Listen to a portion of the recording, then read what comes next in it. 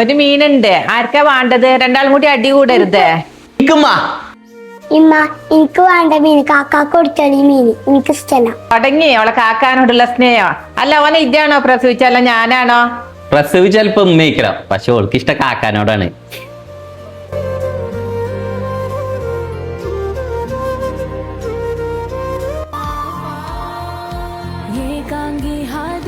അല്ല ആശേ സിഗരറ്റ് വലിയ തുടങ്ങിക്കണോ?